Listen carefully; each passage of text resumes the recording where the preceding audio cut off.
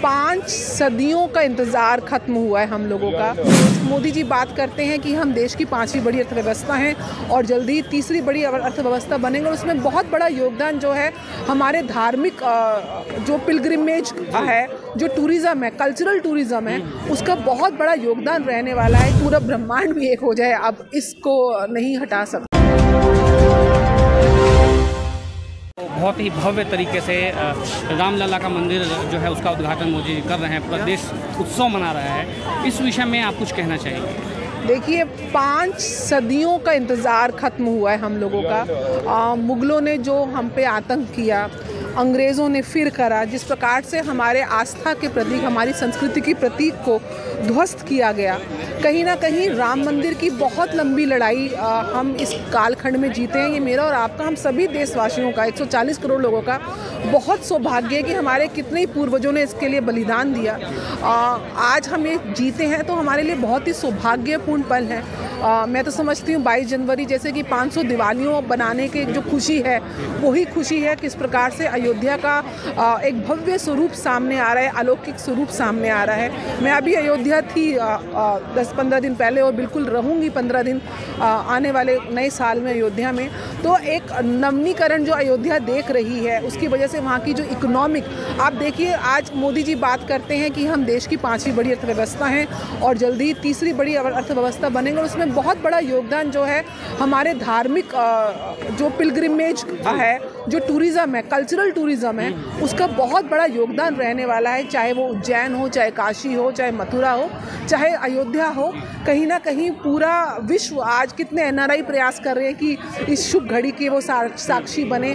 कितने लोग बाहर से आ रहे हैं, देश भर से लोग जा रहे हैं। तो एक प्रकार से हमारे पुनः हमारी आस्था और हमारी संस्कृति का जागरण का समय है। रामलला अपने घर में, अपनी अयोध्या नगरी में, अपने मंदिर में आज विराजमान हो रहे हैं, प्रतिष्ठा उनकी होने जा रही है। तो बहुत ही खुशी के पल है हम लोगों के लिए, और मैं समझती हूँ पूरे देशवासियों को बहुत उत्साह के साथ इन पलों को जीना चाहिए, क्योंकि उनके लिए लाइफ टाइम मोमेंट्स हैं।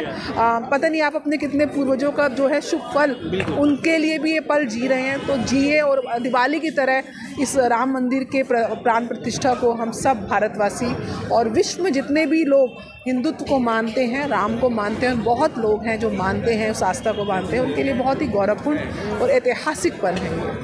अच्छा मैम, एक और सवाल है कि कुछ लोग ऐसे भी सोशल मीडिया पे वीडियोस उनका वायरल हो रहे हैं जिनमें कि वो लोग ये कह रहे हैं कि जब हम दोबारा पावर में आएंगे तो हम उस मंदिर को ढा के वापसी मस्जिद बनाएंगे। मोदी जी ने बहुत कड़े शब्दों में कह दिया है कि पूरा ब्रह्मांड भी एक हो जाए, अब इसको नहीं हटा सकता। और अगर ऐसी सोच वो रखते हैं तो मैं समझती हूँ देश की जनता ने अभी हाल ही के चुनावों में उनको जवाब दिया है, और आने वाले समय में देश की जनता जागरूक हो चुकी है। वो जानती है कि ये जो धर्म के तुष्टीकरण करने वाले लोग हैं, केवल अपनी राजनीतिक रोटियां सेकने का प्रयास करते हैं और धर्म को खंडित करने का प्रयास करते हैं। क्योंकि आप देखिए, जो नया घटक दल बना है जिसको ये इंडी अलायंस बोलते हैं, वहाँ के साउथ के मंत्री तो एक के बाद एक बयान, कभी सनातन के उन्मूलन की बात कर रहे हैं, कभी सनातन को डेंगू मलेरिया बोल रहे हैं, कभी बिहार में तो यहाँ तक हो गया कि बच्चों की छुट्टियों को भी हिंदू और मुसलमान त्योहारों की छुट्टियों में बांटा गया।